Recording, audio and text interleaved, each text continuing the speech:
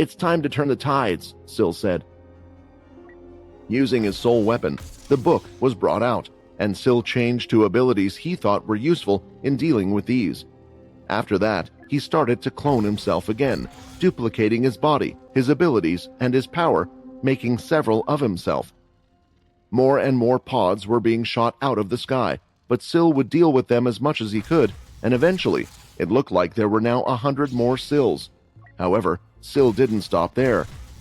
Opening up a portal, weapons were brought out, but rather than being handed to the clones, like they usually would have done, they were handed to the other blades. In their hands, they were holding demon-tier weapons that had been gathered from all over the place. Once Syl was done and felt like the others could protect themselves, it was time for him to spring into action.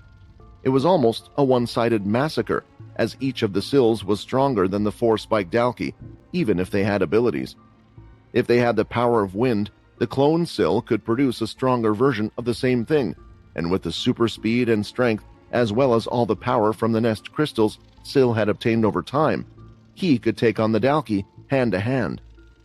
One of the Syls avoided a hit from the Dalki, while quickly getting directly behind its head, and with a single hand was able to melt the head on the spot. Syl wasn't the only one doing well on the field, as Borden continued to take out and overpower all the Dalki he was facing. And from above, Jack could see everything that was happening. "Aren't you worried that too many are dying?" "Worried?" Jack replied. "If they were too weak, then they are simply failures. And besides, I can always make more. This is not a problem. What is a problem is those two. It seems they are a lot stronger than I thought they would be. Do you think you can handle them, H?" "If you didn't think I could, then we would have never attacked them in the first place," H replied. "Very well, then I think it's time you join the battle.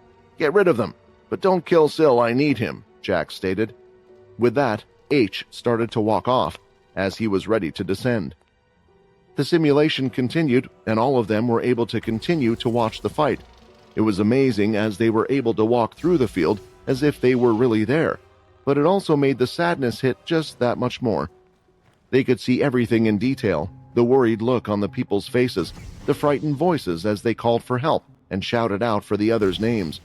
Seeing this, especially for Quinn, he inwardly struggled. What was he doing while all of this was going on? Right now, he wanted to help, but he needed to remind himself that it was all a simulation, and he needed to see the end, to see what it was that Logan wanted to show him. With the weapons in their hands, the other blades were faring much better than they were before. They had never come across such powerful weapons, so more than one of them was able to use them. At the same time, there was no longer oncoming pressure as both Borden and Syl were able to deal with most of the oncoming Dalki. Shiro had stayed behind to stay close to the other Blade members. He wasn't so sure if Borden and Syl were doing it instinctively, but they were taking out all of the 4 spikes that had abilities, only allowing a few of the 3 spikes to come to attack them. "This is going well. At this rate, with all of Syl's clones as well, we will be safe. The problem is, how do we take out the ship, and just how many are on board?" Shiro was right to worry because there was more than just the Dalki on board the ship. This was the Marpo cruise, which had been going through space for a while now, and along the way, they had picked up a number of different mercenaries from different races, which was just one of the reasons. Despite Jack seeing all of this, he wasn't panicked at all. But the main reason he wasn't panicked was because he had H on his side. On the ground, the Dalki were being cleared up fairly quickly, their bodies torn and thrown about on the ground, pieces of them having been left as nothing but cinders. It wasn't all good news for the Blades, though, as there were many on their side that had lost their lives also. But in this situation, they needed to look at what they had. Thankfully, it looked like the whole thing would soon be over, as the pods were no longer coming down from above, nor were the energy blasts, and Borden had finished off the last of the Dalki. "Ah!" Borden screamed, covered in green blood as he delivered a final punch right through one of the Dalki's chests. Since Syl and all his clones were done, they stood there above their beaten enemy, but Syl didn't make the clones go away because he knew that it wasn't the end. The real Syl looked up at the ship. "These Dalki had abilities somehow, although most of them were weak. What if a high-spike Dalki were to appear with a high-level ability? I need to stop that ship and destroy everything inside. Who knows, it might already be the case," Syl thought. Just as he was getting ready to change his abilities to fly up to the ship and face them alone, something was seen blasting through the sky. An incredibly large, thick blue lightning bolt shocked right from underneath the ship, and it headed right for them. It was powerful and too fast for Syl to react to stop the attack, but instead, he used his powers to create a shield so the others weren't hurt. When the lightning bolt crashed into the ground, a wave of rocks from the ground kicked up, at least 15 feet high. It blasted it out, continuing on for at least a mile, but the rocks that had hit the shield created by Syl were falling in place. Borden was ahead of Syl, but he should be all right, right? Shiro thought as he covered himself as some of the dirt was getting through parts of the shield. What even was that? Was it an attack from the ship? But then why did it look like a lightning bolt? Eventually, the dust started to settle, and as it did, they could see a large figure in their own self-made crater. It wasn't an attack from the ship, but instead it was someone, or something, landing in the middle of the battlefield.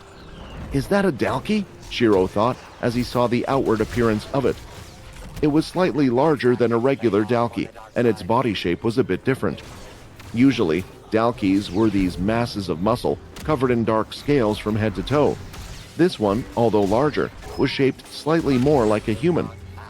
Even though the face and body were covered in spikes from head to toe, its face also looked slightly like that of a human as well. That face, why does it feel familiar? Borden said, as he looked at the scene in front of him through Shiro's eyes. I have the same feeling. Is it someone we know? Rayton asked.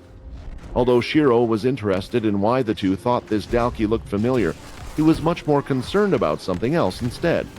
On its back, if he wasn't miscounting, he could see 8 spikes leading down it. This shook Shiro to his very core. He could feel his heart racing. The other blades could see it too, but they weren't having the same reaction because they weren't there back then, unlike him. An 8-spike Dalki? But how? The only one that ever existed before was Graham, and Quinn defeated him. It nearly took him everything he had, all of his power, to defeat him back then. The sight of what Graham could do, the sheer power he held in his hands, and now all of this was in front of them. It was safe to say that if Syl was unable to defeat a Dalki on the level of Graham, then they would all be dead, because their small attacks and power wouldn't be able to help in the fight at all. Can Syl do this? Can he do this without Quinn? Shiro asked.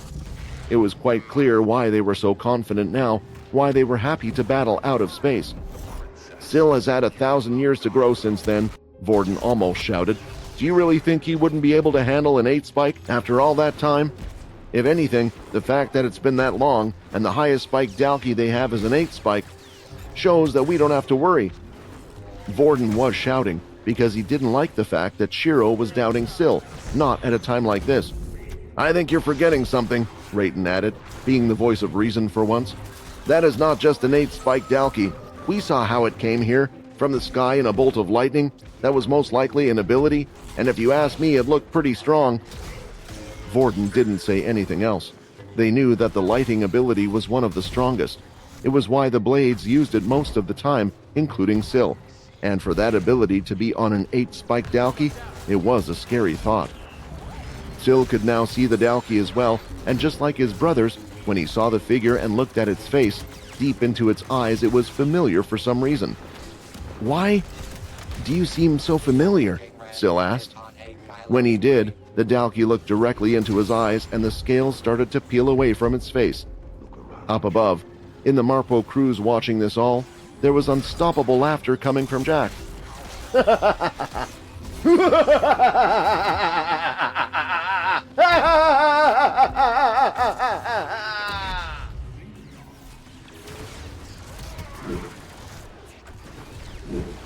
8-spike Dalki looked directly into Syl's eyes, and the scales looked to be reverting back into its body, revealing part of its face.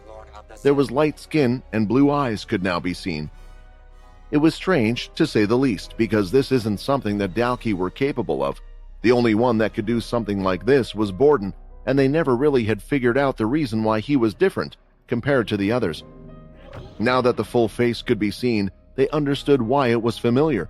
The face that was seen across many of their brothers, sisters, and fathers, It looked like them. Just like Shiro before, now it was Syl whose body was completely shaken. His legs were vibrating, his hands couldn't keep still, and his lips were quivering.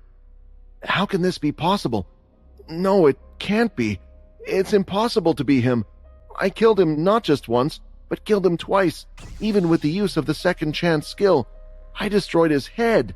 There's no way he could have returned, Syl thought. You seem to recognize me, the Dalki finally said, the one that was known as H. I have a similar feeling when seeing you, but I'm not quite sure how to feel.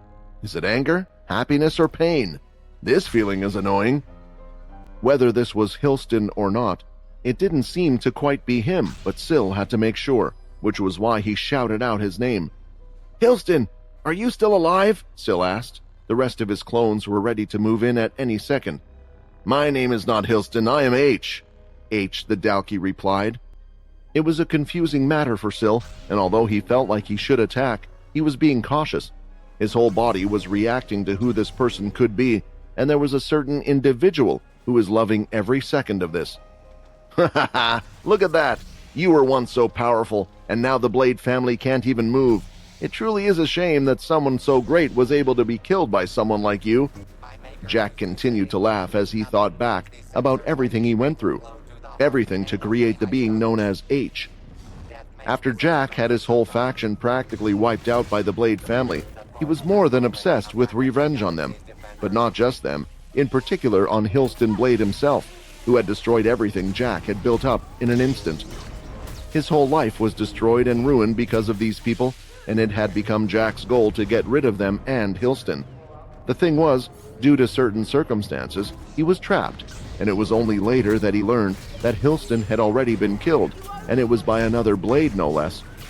His frustration and his grand plan of getting rid of a particular person were ruined. Therefore, he decided to pass on all his anger and frustration to the one that killed him.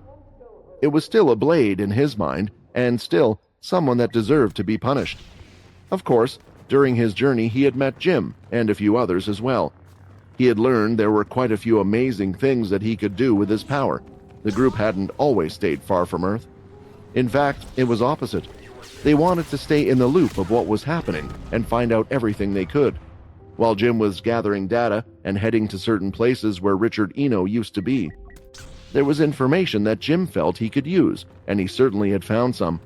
What was most surprising was that there was DNA of a particular person in question, Hilston Blade. It was strange to wonder why there was a file of Hilston's Blade DNA in the information, but that wasn't what was important. DNA of special subjects had been used in the past to create a type of super Dalki. In one case, there was Helen. In others, the werewolf DNA that had been mixed with Graham as well. Since they knew the strength of Hilston before, creating a Dalki with his DNA, they thought it would become something impressive. However, when the Dalki first appeared, it seemed strange. Since it was only the DNA, there were no memories of the past. It was a fresh Dalki, but the blood mixing with the Dalki didn't seem to gel too well, and in the end, the Dalki that was made had died, quicker than they had expected. The process started again, as both Jim and Jack were determined to create something special, yet similar occurrences happened. On top of that, there seemed to be no special trait. The whole point of mixing a Dalki with powerful DNA was so the Dalki that was created would have a special trait. Something that would make it stronger, just like the other Dalki. Who knew? Maybe some of Hilston's abilities would even pass on, although this was unlikely. During their travels as a group, though, they did manage to run into a couple, a strong, blonde-haired man and woman. They looked quite old, but they were sure of it. They were Blades as well. It was later found that these two were the mother and father of the other Blades. To keep them alive, a mix of all three DNA was being used, combined with the Dalki that was being created, and it started to have a stronger form, but yet again, the lifespan of the Dalki seemed to be less than 2 weeks. Jim thought they were being far too simple in their approach, and in the end, the actual bodies of the mother and father were used, as well as a Dalki, to create a hybrid along with the Hilston DNA. Finally, they had created the Dalki which they had always been meaning to create. It was a powerful, stronger body than the others, and was already born with 6 spikes from the get-go. Hilston was originally a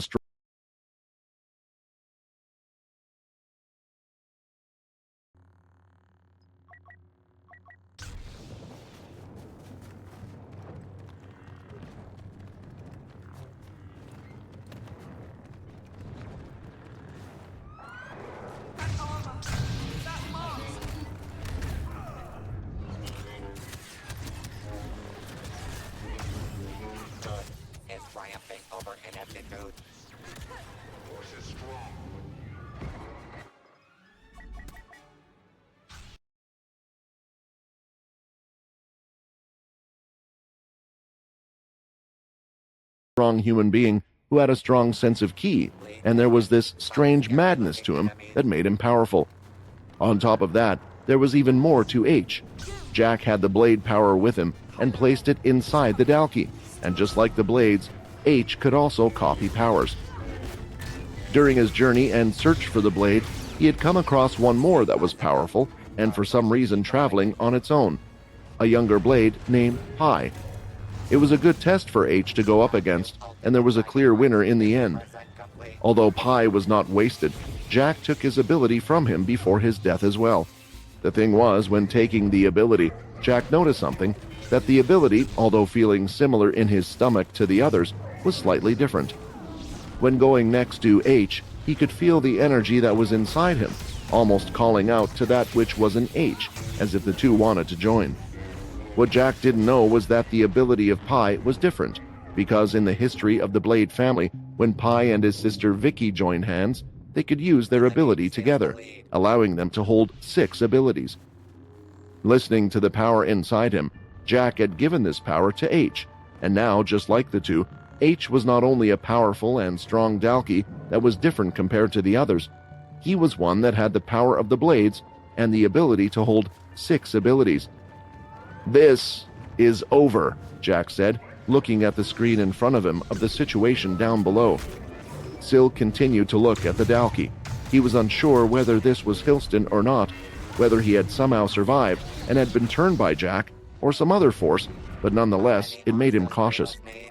Because an 8-spiked Dalki with a strong lighting ability was a completely different creature to begin with. "I like your power, but I have a feeling that I am stronger." A large lightning bolt formed in H's hand. It condensed into a pure form rather quickly and was hurled towards one of the clones of Syl. It was a powerful throw with a deadly ability. The clone of Syl tried to create a force field, and so did the others that were around him, but they were too slow to act. The shields had been brought up too late, and the lightning had pierced right through one of the Syl's hearts. After it made contact, the strike lit up and practically exploded, destroying the clone and hitting a few of the clones nearby. Although the clones were, in a way, just as powerful as Syl, they didn't seem to react as quickly as he did, nor could they take as much damage. Either way, due to the powerful explosion, it had taken out a few of the other clones that were nearby. Syl turned his head as he thought this wasn't the end, and he was right. H had already moved from his position at a super speed and was in the center of the clones. The Dalki lifted both of its hands that were covered in lighting and slammed them on the floor. A lightning wave was sent out. Some of the Syls leaped up into the air in time, including the real Syl, while the others were shocked and stunned into place. "Do you think I would just let you do what you want?" Syl said. Using the same lightning ability, had created a type of whip, and as he threw it out, it wrapped around the arm of H. Using all of his power, he started to electrify H's body over and over, but it seemed to do nothing, as H started to spin around, and his body was turning into a tornado of flames. The fire was spreading out, taking out some of the clones nearby, but the ones further away switched to a water ability and fired at the tornado of flames, extinguishing it rather quickly. However, they could no longer see H in the tornado of flames, and another clone of Syl's felt the back of his head being crushed by the pure power of H. "This is more difficult than I thought. He can use more than one ability, so no doubt this is the power of the blades, but an 8-spiked Dalki already has the speed to keep up with the clones, using the super speed. But with this Dalki using the powers, he is far faster than I thought. My powers are stronger if we were to go head-to-head with just abilities, but not strong enough to finish him off. But I have to try," Syl thought. Landing on the ground, Syl made his intentions clear as he started to use the Earth ability to summon a box right around H. Soon, all the other clones that were still there were also using the Earth ability to do the same thing. Earth was being condensed on top of Earth, making it as hard as possible. It was being condensed, and they were attempting to crush H as they pushed it further and further in. Sweat was running down the clones' faces as they could feel that H was trying to get out. With each large punch, The whole planet felt like it was shaking, but they continued to push the walls, trying to suffocate him to get rid of him and condensing the Dalki down. The vibrations soon stopped though, and that meant that H was no longer trying to punch the wall. However, a moment later, a loud bang was heard and the cube of dirt, which had been heavily condensed, had cracked and eventually a large hole had broken through. The planet felt off balance, making everyone fall over. From the giant Earth cube, pieces could be seen falling as the Dalki figure had come out, with blood dripping all over different parts of its body. Based on the wounds, they looked to have been self-inflicted. "I don't think anyone has pushed me this far, although I still don't feel as if I'm in danger." The wounds on his body were starting to heal. They were self-regenerating at a fast speed, and H looked to be just as strong as before. Shiro, who was watching the fight from the side, was wondering what they could do. "Is it possible to win this fight?" Shiro thought. "The power of the Dalki, and I can sense it. Although I'm not the best when it comes to ki, there is a strong ki that is powering through that Dalki's body. He must have used his super speed to throw out a punch, switching to super strength, and along with injuring himself and the ki, he was able to break out even with the multiple Sills overpowering him with abilities. This is just a freak of nature, and one that is able to heal at that." Sill was down to around half his clones. There were still a lot of them, but the pressure was weighing on his mind. After all this time, the pressure of H possibly being Hilston was still there. Seeing how it felt like nothing was working at the moment, even though Sill still had the advantage, it was making him lose hope, even though he still hadn't tried everything he had. There were multiple abilities, including his foresight ability, but maybe that was part of the problem. "If I attack him with my demon tier weapons, he'll block them and attack, sacrificing his arm and hitting me right in the stomach. If I use all the other Sills to concentrate their abilities directly on him, and he uses a ki blast to create a small shield, then he will use the speed ability to get directly in my face, causing another one-to-one battle. There has to be a way," Sill thought as he opened up his book.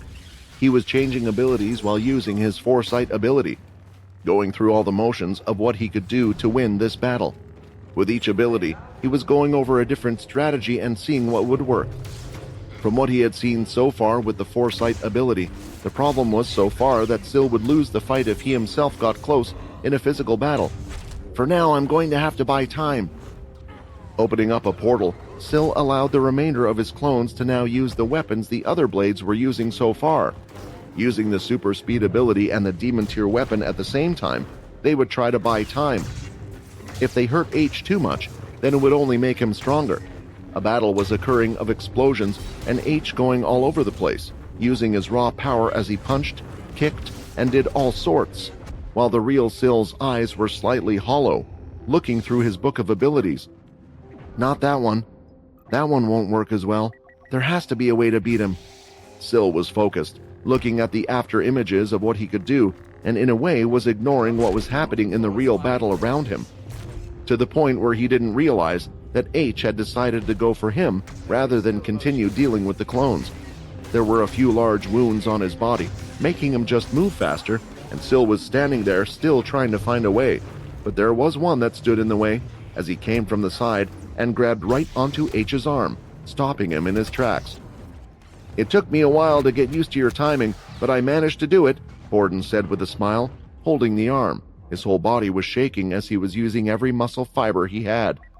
"You are like me, so why are you stopping me?" H asked. "Are you an idiot? Because that guy behind me is my brother, and when he's ready, he's going to kick your ass." H, for the first time since the fight, started smiling. Strength started to go out from the Dalki, and was now draining into his own body as they both touched. Borden didn't know why, but he was suddenly feeling weaker. Borden went and used his other hand to try and separate the two of them, but he was stuck and getting weaker by the second. On the other hand, H now had it covered in intense flames. "It's too bad that you won't be able to see your dear brother kick my ass," H said as he placed the hand right on Borden's face, melting it in an instant.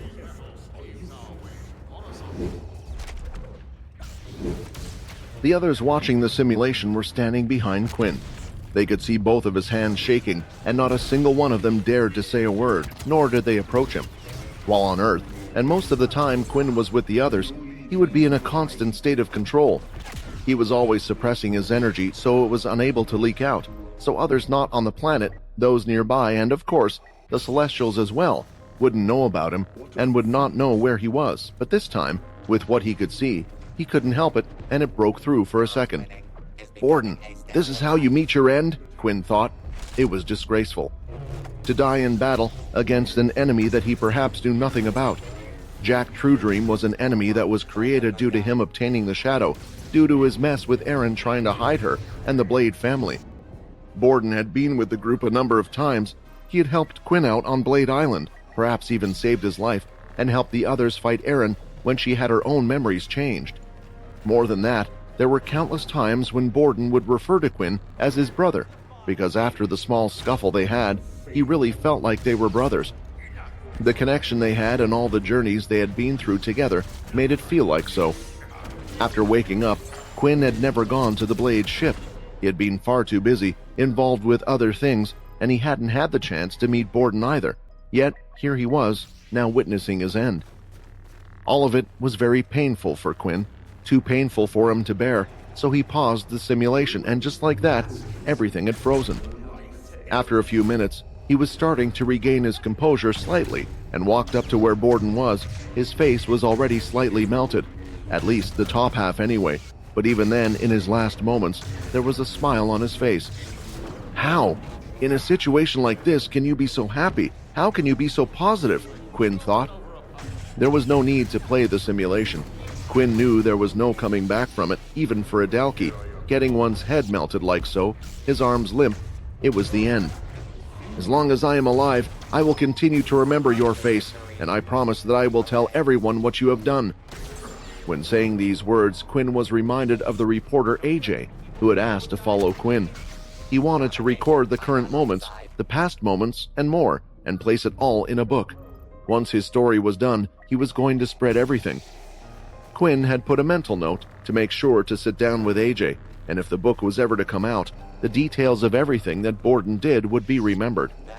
After, Quinn said a few words, almost like a prayer, along with the rest of his family, and the others. He turned his head to look at H. He ingrained the details of the Dalki in his head. From the results of how the world came to be like it was, and how it was going so far, Syl did not win this fight, and H was very much still alive. So Quinn wanted to pay back the person that caused this all. Not just Jack and Jim, but it looks like another one has been added to the hit list. The simulation restarted from that moment after. Quinn was ready to watch what happened again, and he could see it. Syl, so immersed in the task of defeating H, was unable to see what was really happening in front of him. All of his simulations, or foresight, were showing what was to happen if he was to attack a certain way. But the problem was, Syl wasn't attacking after finding out that it would fail, and he had failed to see the very outcome that had occurred. The entirety of Borden's head was reduced to nothing, and his body felt the floor. A wave of different attacks had come out from the other clones, all aimed at H, but with his super speed along with his natural speed, he moved out of the way of the attacks and went straight to the real Syl. With the book in his hand, though, Syl had selected the teleportation ability and blinked away, in front of H's eyes, leaving him to hit nothing but the air, but the powerful attack still distorted the whole space. It was a heavy punch, one that distorted the clouds in the sky when the attack hit, easily destroying anything in its path. Watching this reminded Quinn a lot of Ray's punch as well. Shiro and the other Blades watching near the Blade ship were all in pain as they saw Borden on the floor no longer moving. Some felt like it was a dream. Borden had been with the Blades for a long time as one of the leaders. He had helped on a number of occasions, and here they were, all standing around doing nothing. "Shit! Why do we have to be stuck in here, unable to do nothing?" Rayton screamed inside Shiro's head. Borden was silent, still taking it in, whereas although Shiro was affected, he was more worried about what the outcome of the rest of the fight would be. "Syl, we'll lose this fight," Shiro said to the other two.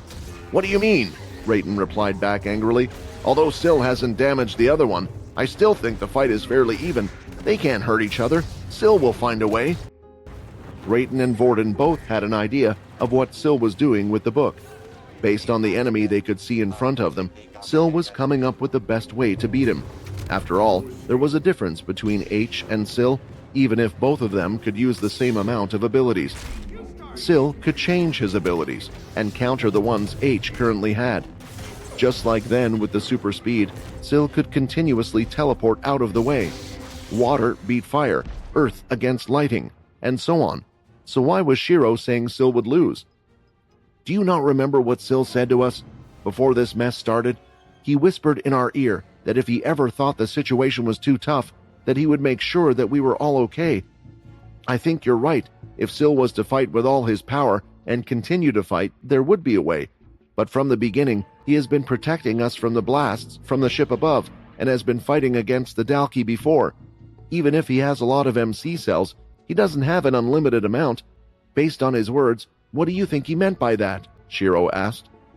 It suddenly clicked in the others' heads. There was a way to make it so the others would survive no matter what, and before they knew it, Sil had teleported right next to Shiro along with the others. I'm sorry, I wasn't strong enough to beat him. I'm sorry I wasn't strong enough to save Borden. All of you, you have to live. You have to continue the Blade family, right the wrong of our name, and even though I failed, I know there is one person who won't. Stick to Quinn and find him. Sil didn't give a chance for the others to say anything as he placed his hand on the ground, and before they knew it, mass teleportation of the entire Blade family had occurred. All of them were gone. They were no longer on the planet, and Sil was now there on his own. Sil had used his powers to transport them far away, a place where maybe even he didn't know, a place where Jack was unable to attack them. If he was to teleport him and H, then it would mean the rest of the Dalki and Jack would still be able to fight them. Teleporting H away, they still would need to deal with Jack as well, and it wasn't getting rid of the root of the problem. At the same time, Sil felt like the reason they were here was because they were after him. As long as Sil wasn't with the others, then no one had to die. At least, no one else had to die. This was why he had made the decision, but mass teleporting so many people so far away had taken a large amount of his MC cells. The fight that could have gone either way, with Sil making sure the others were safe with 100% certainty, had now tipped in H's favor. The footage that can be obtained ends there, a familiar voice said. Logan. Based on what you saw, you might be worried about what happened to Sil, but fear not, he is alive, and I know exactly where he is. After watching the whole simulation, Quinn was going through a mixture of feelings. The ending hadn't been caught. The conclusion to the fight, the final fight between Sil and H for whatever reason. Perhaps their battle had destroyed the cameras on the ships, or their battle took place far away from where they were, with both of them using everything they had. Still, the outcome was clear, as Sil had made a choice. Sil, you have changed so much from when I first met you. You really decided to be selfless in the end, Quinn thought. It had become apparent through the simulation, from the very beginning when he whispered into Shiro's ears, that the Blades were the most important to him. No matter what, he wanted to make sure to protect them. When seeing H, though, there was a mixture of confused feelings, and for a short while, Sil felt it was his duty once again to stop this person, until Borden had fallen. Because of that, it allowed him to snap back into his right mind. Sil was never sure during the fight if he could beat H. The two of them were pretty even, but Sil still had yet to try everything. If he could have just taken himself and H off the planet they were on, away from everyone else. However, the ship would then still be able to attack the other Blades, and more Dalki could be sent. Borden was no longer there, a big help in clearing the Dalki, so it was safe to say they would have certainly struggled to survive. Another option was taking all of the Blades along with H and teleporting them on board the ship. Yet the ship was an unknown. The being known as H had come from it, and it was taking the Blades into the heart of the enemy's territory. If he couldn't beat H, then it would mean all of the Blades would have perished. So the only way to make sure that the Blades survived was to do what he had done, but it came with a sacrifice, the sacrifice of losing the battle. I think, in the same situation, I would have done the same thing, Quinn thought to himself, as he went on to listen to what Logan had to say. The simulation around them had faded, and they were again in the large white room. Now they were all watching a video of Logan in his lab, just like he was in the original message. He said Syl was still alive, which means there is a way to still help him at least, Quinn thought, but it did trouble him as to why they would keep such a big threat alive. The device that Vincent and I had made for Jim and Jack, it has caused more problems than we thought. The reason for keeping Syl alive is so that he can be used in that very same device. The blade ability allows one to copy the powers of anyone that is a human, and it seems his power is not limited by God Slayer abilities. After Syl had been defeated, he was placed in the device. A point that I didn't mention earlier because it wasn't important at the time needs to be said. That going in the device itself is draining to the user. All of the MC cells are taken out of the body to use the device in a certain way. I assume Syl was placed in this device immediately, not giving him a second chance to fight back. The one known as Malik allowed Syl to copy his ability, and after that, along with the device, whenever they needed to mass change everyone's memories, they used Syl to do this. How they did this, I'm not sure. I doubt they would have changed Syl's memories because they fear him. If he was ever to find out the truth, then he could simply revert everything back to the way it was himself, which is why it's better for them to keep him captive and locked in the device, constantly draining his MC cells away, only to be used when needed. How exactly they get him to use the ability as they command, I'm not sure. An image of a tired Syl appeared in Quinn's head. It was making his blood boil. He was someone that was only doing good for the human race, trying to protect them and help them. He hadn't lived a good life, and now he was being hurt every second and doing things against his will.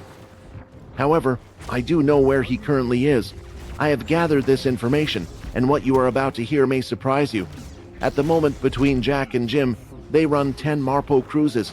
All of these are filled with their allies from other planets, as well as Dalki with abilities and vampires. There are 2 main Marpo cruise lines that are exclusively used by Jim and Jack. From what I can gather, there seems to be a bit of tension between the two of them, so they no longer travel together. But they have set up a system of sorts. When one has Syl, the other has Malik by their side. Whenever they wish to use the power in a wide range, the two must be brought together for whatever reason. Right now, as of recording this video, Jack has Syl captured aboard his Marpo cruise ship. I doubt that will change anytime soon, as there is no reason for them to use the ability again, at least not anytime soon. Since Quinn didn't know what Malik looked like, he was unsure if he was by Jim's side or not. He knew that Ray was with him when they were on the Namric planet, but there was a good chance he could have been on the cruise ship as well. For now, it was best to assume that Malik was still with Jim, and Syl was with Jack, but how would he know where Jack was and what cruise ship he was on? Would Quinn have to attempt to destroy every single one of them, one by one? Syl is very important to them, Quinn, so you don't have to worry about him. We have time with this, Logan continued to explain. You see, although in the simulation we see H using the blade ability, I suspect that just like Syl, the abilities that H can copy are limited to other Dalki, which means he can only use the abilities that have been stolen from Jack and put into other Dalki. Malik is his own person, and to convince someone to take their ability and put it in a Dalki is a hard thing to do. Otherwise, they would just use H for all of this. The reason why I'm telling you this is because, based on the research I have of you, you are most likely to go ahead and attempt to attack Jack to rescue Syl, but that's a bad idea. The cruise ships are extremely dangerous. They are filled with those from different races. Somehow Jim and Jack have managed to make some sort of pact with them. They have more attacks planned throughout the universe and plan to take in more prisoners, slaves, and so on. They seem to have gone mad with their competition with each other. On top of that, each of the cruise ships is filled with Dalki. Dalki have more spikes than the last war, and their numbers are almost tenfold of what they were. Let's not forget that they all have abilities as well. Think about it, there are a number of them that are on the same level as Slicer, but now with abilities. Even with all your power, it will be near an impossible task, unless you have an army. It wasn't the first time Quinn had heard this. The weakness in Jim and Jack's strategy is that it relies on Syl. If you get Syl, then you can change everyone's memories back to where they were. That stops him from using hostages and stops a whole load of people jumping on your back. Then you can focus on the two of them and the Dalki around them. Either way, how would you face the Dalki without help as well? In the video, we saw that the blades were transported somewhere. No doubt each one of them holds a grudge and would do anything to help you. I suggest you go find them. The only problem is I have no clue where they are. With all of this, I have helped you as much as I can, and all I can say is, good luck, Quinn, and I hope the next time we meet, I remember everything about you. Friend. With the message over, Quinn was left a little lost about what he was to do. He looked at everyone for answers and then turned towards Cyril in the room.